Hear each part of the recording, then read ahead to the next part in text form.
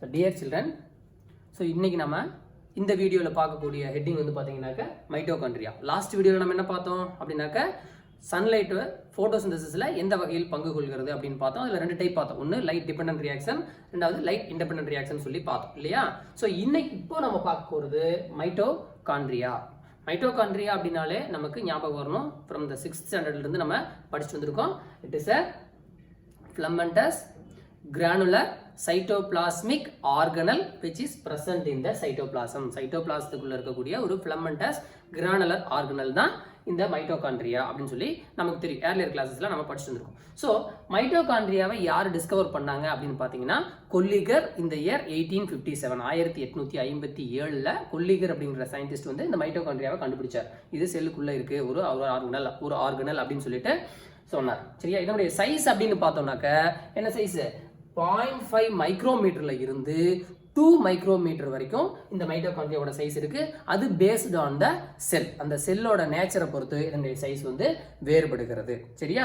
So இது எதனால் உருவாக்கப்பட்டது? இதுல என்னென்ன இருக்கு? மைட்டோகாண்ட்ரியாக்குள்ள என்னென்ன இருக்கு அப்படின்னு பாத்தீங்கன்னா it contains 60 to 70% of proteins. 60 இருந்து 70% அளவுக்கு இந்த மைட்டோகாண்ட்ரியா என்ன இருக்கு அப்படின்னு பாத்தீங்கன்னாக்க புரோட்டீன்ஸ் இருக்கு. அது மட்டும் இல்ல 25 இருந்து 30% லிபிட் கண்டென்ட்ஸ் இருக்கு. 5% வந்து ஆர்என்ஏக்கள் காணப்படுது. அது மட்டும் இல்ல small amount of DNA and minerals. இது எல்லாமே எதுல இருக்கு அப்படின்னாக்க இந்த மைட்டோகாண்ட்ரியாக்குள்ள இருக்கு. என்னென்ன இருக்கு? 60 to 70% புரோட்டீன் இருக்கு, 25 to 30% லிபிட் இருக்கு, 5% ஆர்என்ஏ இருக்கு and small amount of DNA and minerals காணப்படுகிறது. ஸோ இந்த மைட்டோகாண்ட்ரியாவுடைய வேலை என்ன அப்படின்னு பார்த்தா மைட்டோகாண்ட்ரியாவோட வேலை என்ன? It produces ATP, adenosine triphosphate மூலக்கூறுகளை உற்பத்தி செய்யறது தான் இந்த மைட்டோகாண்ட்ரியாவோட வேலை.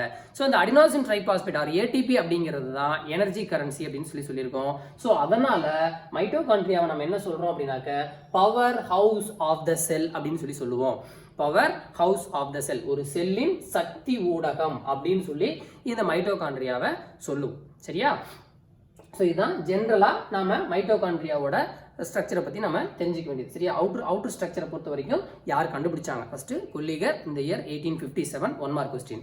சரியா? அதனுடைய சைஸ் 0.5 மைக்ரோமீட்டர்ல இருந்து 2 மைக்ரோமீட்டர் வரைக்கும் இருக்கும். அது 1 மார்க்.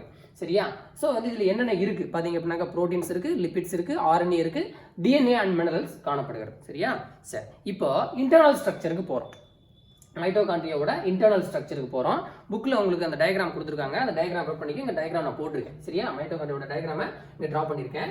ஸோ இதுல வந்து பாத்தீங்க அப்படின்னா ஸ்ட்ரக்சர் அப்படின்னு பார்க்கும்போது இன்டர்னல் ஸ்ட்ரக்சர் அப்படின்னு நம்ம பார்க்கும்போது இதுல 4 பார்ட்ஸ் இருக்கு. ஒன்னு மைட்டோகாண்ட்ரியல் மெம்பரேன், ரெண்டாவது கிறிஸ்டே, மூணாவது ஆக்சிசோம்ஸ், நாலாவது mitochondrial matrix. First mitochondrial membrane, ரெண்டாவது கிறிஸ்டே, மூணாவது ஆக்சிசோம்ஸ் ஆர் F1 பார்ட்டிகல்ஸ், நாலாவது மைட்டோகாண்ட்ரியல் மேட்ரிக்ஸ் அப்படின்னு சொல்லக்கூடிய 4 பகுதிகள், 4 பார்ட்ஸ் வந்து இந்த மைட்டோகாண்ட்ரியால காணப்படுகிறது. ஸோ அதெல்லாம் நம்ம ஃபர்ஸ்ட் நம்ம பார்க்க வேண்டியது என்னது? Mitochondrial membrane. இந்த இங்க டயக்ராம் இருக்கு, பாத்துக்கோங்க. மைட்டோகாண்ட்ரியல் மெம்பரேன் போட்டிருக்கேன். Inner membrane, outer membrane mark பண்ணிருக்கேன். சோ மெம்பரேனை பொறுத்த வரைக்கும் 2 உரைகள் காணப்படுகிறது. ஒன்னு அவுட்டர் மெம்பரேன், ரெண்டாவது inner membrane. Outer membrane and inner membrane. ரெண்டு மெம்பரேனுமே அதனுடைய திக்னஸ் அப்படின்னு பாத்தீங்கன்னா 60 to 70 Armstrong. 60 to 70 Armstrong thickness வந்து காணப்படுகிறது. ரெண்டு மெம்பரேனோட திக்னஸ்மே அது அளவுல தான் இருக்கும். இது 1 மார்க் கொஸ்டின், மார்க் பண்ணிக்க.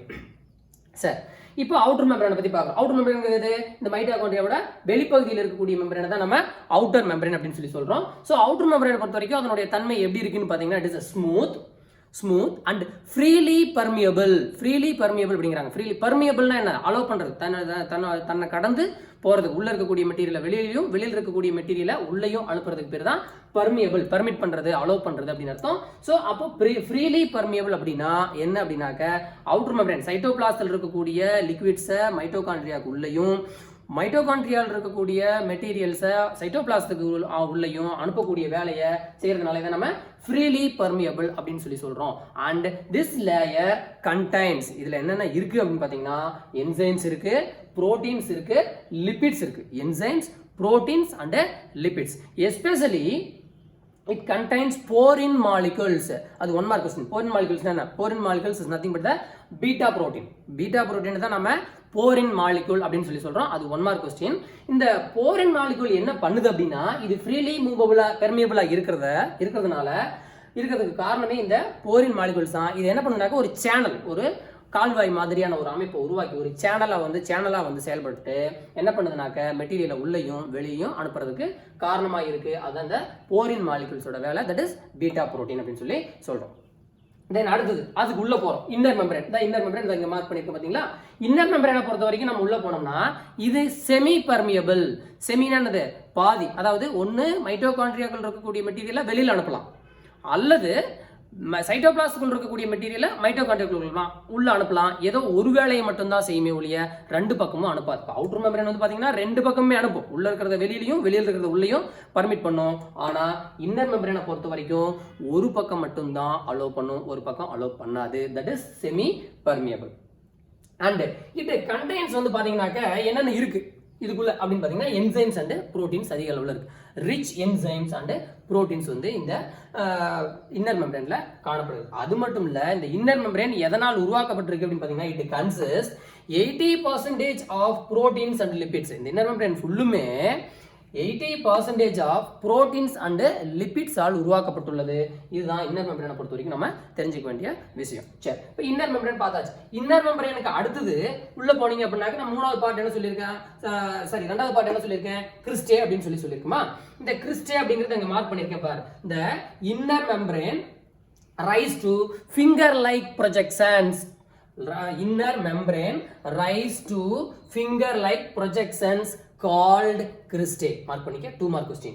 ஸோ இந்த டயக்ராம்ல பாரு, அங்க ஒவ்வொன்றும் பார்த்தீங்கன்னா இந்த மாதிரி விரல் மாதிரியான ஒரு நீட்சிகள் இருக்கு இல்லையா, ஃபிங்கர் லைக் ப்ரொஜெக்ஷன்ஸ் இந்த மாதிரி போட்டிருக்கேன்னா.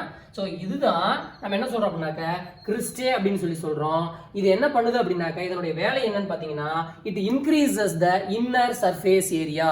இந்த மைட்டோகாண்ட்ரியாவோட இன்னர் பகுதியில் இருக்கு இல்லையா, இந்த சர்ஃபேஸ் ஏரியாவை அதிகப்படுத்தி கொடுக்கறது தான் இதனுடைய வேலை. இதனோட வேலை கிறிஸ்டேவோட வேலை. அது மட்டும் இல்ல, இட் ஹோல்ட்ஸ் என்சைம்ஸை நிலைநிறுத்திக் கொள்கிறது, தங்கிட்ட வச்சுக்குது, சேர்த்து வச்சுக்குது அப்படிங்கிறதா இங்க ஹோல்ட் என்சைம்ஸ் நம்ம பார்க்கிறோம். ஸோ அப்போ கிறிஸ்டேவை பொறுத்த வரைக்கும் the inner membrane rice to finger like projections called cristae.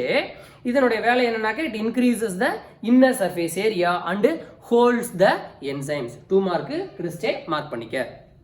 தென் அடுத்து மூணாவது பார்ட் என்னன்னு பார்த்தோம்னாக்க தட் இஸ் ஆக்சிசோம்ஸ். மூணாவது பார்ட்டை பொறுத்த வரைக்கும் ஆக்சிசோம்ஸ். ஆக்சிசோம்ஸ்ங்கிறது இந்த இங்க போட்டிருக்கேன், புள்ளி புள்ளியா வச்சு போட்டிருக்கேன் இல்லைங்களா, அதுதான் வந்து ஆக்சிசோம்ஸ் ஆர் F1 பார்ட்டிகல்ஸ்னு சொல்றோம். ஸோ அது உண்டான டயக்ராம் அங்க கொடுத்துருக்காங்க. அந்த டயக்ராம் ரொம்ப முக்கியம், நமக்கு புக் பேக்லயே இருக்கு. ஸோ டயக்ராம் பார்த்துக்கோங்க.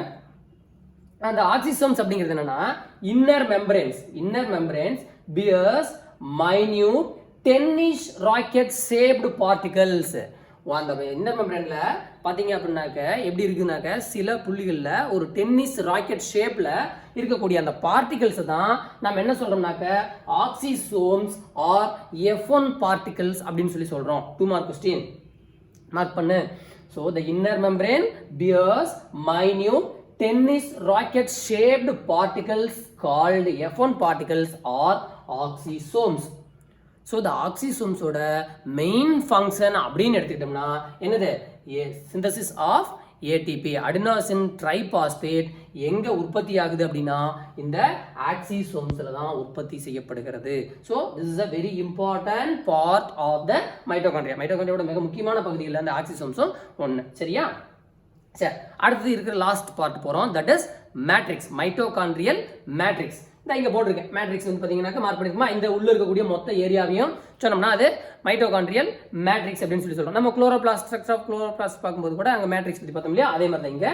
ஸோ இந்த மேட்ரிக்ஸ் அப்படிங்கிறது என்னது, உள்ள இருக்கக்கூடிய மொத்த ஏரியாவையும் சொல்றோம். ஸோ இது எப்படி உருவாயிருக்கு அப்படின்னு பாத்தீங்கன்னாக்க the mixture of proteins and lipids. The mitochondrial matrix or consist of mixture of proteins and lipids. புரோட்டீன்ஸும் லிபிட்ஸும் அதுல அதிக அளவுல காணப்படும். அது மட்டும் இல்ல, இதுல வேற என்னென்னலாம் இருக்கு அப்படின்னு பாத்தீங்கன்னா it contains enzymes இருக்கு, ரிபோசோம்ஸ் 70S ரிபோசோம்ஸ். இந்த S அப்படிங்கிறது வந்து பாத்தீங்க அப்படின்னாக்க Sக்கு வந்து நம்ம என்ன சொல்லுவோம்னா சப் யூனிட் அப்படின்னு சொல்லுவோம். அதாவது வந்து பாத்தீங்க அப்படின்னாக்க அந்த ரிபோசோம்ஸோட யூனிட்டை சொல்லும்போது அது வந்து நம்ம சப் யூனிட் அப்படின்னு சொல்லுவோம். எஸ்ங்கிறதுக்கு சப் யூனிட்ஸ் அப்படின்னு அர்த்தம். சரியா? ஸோ இதில் என்சைம்ஸ் இருக்கு, ரிபோசோம்ஸ் 70s ரிபோசோம்ஸ் இருக்கு. அது மட்டும் இல்லாமல் tRNA டிரான்ஸ்ஃபர் RNA, டிரான்ஸ்ஃபர் ஒரு இடத்துல இருந்து இன்னொரு இடத்துக்கு எடுத்துக்கிட்டு போகிறோம், டிரான்ஸ்ஃபர் பண்ணக்கூடிய RNAக்கள் காணப்படுது. அது மட்டும் இல்லை டிஎன்ஏவும் இருக்கு, மைட்டோகாண்ட்ரியல் டிஎன்ஏக்களும் காணப்படுகிறது. இதெல்லாம் தான் எங்க இருக்கு அப்படின்னாக்க மேட்ரிக்ஸ்ல இருக்கு. ஸோ இந்த 4 பார்ட்ஸ் தான் மைட்டோகாண்ட்ரியாவோட இன்னர் ஸ்ட்ரக்சர்ல என்னென்ன பார்த்தோம்? மெம்பரேனை பொறுத்த வரைக்கும் 2 என்னது? Outer membrane, inner membrane. Outer மெம்பரேனும் இன்னர் மெம்பரேனும் அதனுடைய திக்னஸ் எப்படி இருக்குது அப்படின்னாக்கா 60 to 70 ஆம்ஸ்ட்ராங் திக்னஸ் இருக்குது. 1 மார்க் கொஸ்டின். சரியா? அவுட்டர் மெம்பரேன் வந்து ஸ்மூத்தா இருக்குது. அது மட்டும் இல்ல ஃப்ரீலி பர்மியபிளா இருக்குது. வெளியிலிருந்து உள்ளேயும் உள்ள இருந்து வெளியிலையும் அனுப்புறதுக்கு தயாரா இருக்குது. எதனா எப்படி உருவாயிருக்குது, என்னென்ன இருக்குது அப்படின்னு பாத்தீங்கன்னாக்க என்சைம்ஸ் இருக்குது, புரோட்டீன்ஸ் இருக்குது, லிபிட்ஸ் இருக்குது. அது மட்டும் இல்ல அந்த புரோட்டீன்ஸை பொறுத்த வரைக்கும் இங்க போரின் மாலிகுல் அப்படின்னு சொல்லக்கூடிய பீட்டா புரோட்டீன் இருக்கு. இது என்ன பண்ணுதுனாக்கா ஒரு சேனலை உருவாக்குறது, அந்த சேனல் தான் அலோவ் பண்றதுக்கான காரணியா அமையுது. இன்னர் மெம்பரேனை பொறுத்த வரைக்கும் பார்த்தீங்கன்னாக்கா இது செமி பர்மியபிள், ஏதோ ஒரு பக்கம் தான் அலோவ் பண்ணும். அது மட்டும் இல்லை இதில் என்னென்ன இருக்குன்னு பார்த்தா என்சைம்ஸ் அண்ட் புரோட்டீன்ஸ் இருக்கு. எதனால் உருவாக்கப்பட்டிருக்குது அப்படின்னு பார்த்தீங்கன்னாக்கா 80% of proteins and lipids, 80% of proteins and லிபிட்ஸால உருவாக்கப்பட்டது. செகண்ட் பார்ட் போகிறோம், தட் இஸ் கிறிஸ்டே பொறுத்த வரைக்கும் என்ன அப்படின்னு பார்த்தீங்கன்னாக்கா இன்னர் மெம்பரேன் சில இடங்கள்ல விரல் போன்ற நீட்சிகளாக மாறி இருக்குது. அந்த மாதிரியான நீட்சிகளுக்கு பேர் தான் கிறிஸ்டே அப்படின்னு பேரு. ஸோ நான் 2 மார்க் கொஸ்டின் சொல்லியிருக்கேன். ஸோ இதனுடைய வேலை என்னன்னு பார்த்தீங்கன்னாக்க உள்ள இருக்கக்கூடிய அந்த இன்னர் ஏரியாவை வந்து என்ன பண்ணுது அப்படின்னாக்க அதிகப்படுத்துது. இன்னர் ஏரியாவை, இன்னர் ஸ்பேஸை வந்து அதிகப்படுத்துது. அது மட்டும் இல்லாமல் என்சைம்ஸை ஹோல்டு பண்ணி வைக்கிறதும் இந்த கிறிஸ்டேக்கள் தான். சரியா? தென் 3வது பார்ட் போறோம், தட் இஸ் ஆக்சிசோம்ஸ். ஆக்சிசோம்ஸ் அப்படிங்கிறது இன்னர் மெம்பரேன்ல சில இடங்கள்ல மைன்யூட் பார்ட்டிகல்ஸ் எப்படி இருக்குது அப்படின்னாக்க டென்னிஸ் ராக்கெட் ஷேப்ல இருக்கக்கூடிய பார்ட்டிகல்ஸ் இருக்கு. ஒரே மாதிரியான டென்னிஸ் ராக்கெட் அமைப்புடைய பார்ட்டிகல்ஸ் இன்னர் மெம்பரேன்ல காணப்படுது. அதை வந்து நம்ம என்ன சொல்றோம்னாக்க F1 பார்ட்டிகல்ஸ் ஆர் ஆக்சிசோம்ஸ் அப்படின்னு சொல்லி சொல்றோம். அதை மென்ஷன் பண்ணியிருக்கேன், F1 பார்ட்டிகல்ஸ் ஆர் ஆக்சிசோம்ஸ் அப்படின்னு சொல்லி சொல்றோம். ஸோ இதனுடைய வேலை என்னன்னு பார்த்தீங்கன்னாக்க ATP synthesis, that is adenosine triphosphate உருவாவதற்கு காரணமாக அமையக்கூடிய பகுதி இந்த ஆக்சிசோம்ஸ் தான். தென் லாஸ்ட் பார்ட் போறோம், தட் இஸ் மைட்டோகாண்ட்ரியல் மேட்ரிக்ஸ். மொத்த ஏரியாவையும் சொன்னோம்னா அது மைட்டோகாண்ட்ரியல் மேட்ரிக்ஸ். இன்னர் ஏரியா மொத்தமாக சொன்னா அது mitochondrial matrix. So mitochondrial matrix வந்து எதனால் உருவாக்கப்பட்டிருக்கு அப்படின்னு பார்த்தீங்க அப்படின்னாக்க mixture of proteins and lipids. Proteins லிபிட்ஸ்னால உருவாக்கப்பட்டிருக்கு. இதில் என்னென்ன இருக்குன்னு பார்த்தீங்கன்னாக்க என்சைம்ஸ் இருக்கு, ரிபோசோம்ஸ் 70s ரிபோசோம்ஸ் இருக்கு. அது மட்டும் இல்லை tRNA டிரான்ஸ்ஃபர் RNA இருக்கு அண்டு டிஎன்ஏக்கள் காணப்படுகிறது. சரியா? இவ்வளவுதான் மைட்டோகாண்ட்ரியாவை பொறுத்த வரைக்கும். ஸோ இந்த மைட்டோகாண்ட்ரியாவோட ஃபங்க்ஷன் என்ன ஆரம்பத்திலேயே நம்ம பார்த்தோம், என்னது? It is a power house of the cell அப்படின்னு. அப்போ ஒரு செல்லுக்கு தேவையான எனர்ஜியை ப்ரொடியூஸ் பண்ணக்கூடிய வேலையை செய்யுது. அதுதான் first point, produce ATP adenosine ட்ரைபாஸ்பேட்டை உற்பத்தி செய்கிறது. 2வது point, maintain the calcium iron.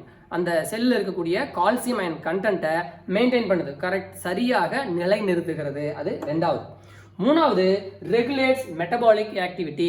ஒரு செல்லில் நடைபெறக்கூடிய வளர்சிதை மாற்ற நிகழ்வுகளை என்ன பண்ணுது அப்படின்னாக்க ரெகுலேட் பண்ணுது. நார்மலாக நடக்கிற மாதிரி ரெகுலேட் பண்ணக்கூடிய வேலையும் செய்கிறது இந்த மைட்டோகாண்ட்ரியா. ஸோ ஃபங்க்ஷன்ஸ் வந்து 2 மார்க்கு, மொத்தமாக கேட்டால் 4 மார்க்கு. டயக்ராமில் பார்த்துக்கோங்க, டயக்ராம் கொடுத்துருக்கு புக்கில், அந்த ஆக்சிசம்ஸோட டயக்ராம்ஸும் கொடுத்துருக்கு. ஸோ 2 டயக்ராமே ரொம்ப ரொம்ப முக்கியம். மைட்டோகாண்ட்ரியா ரொம்ப முக்கியமான கொஸ்டினும் கூட.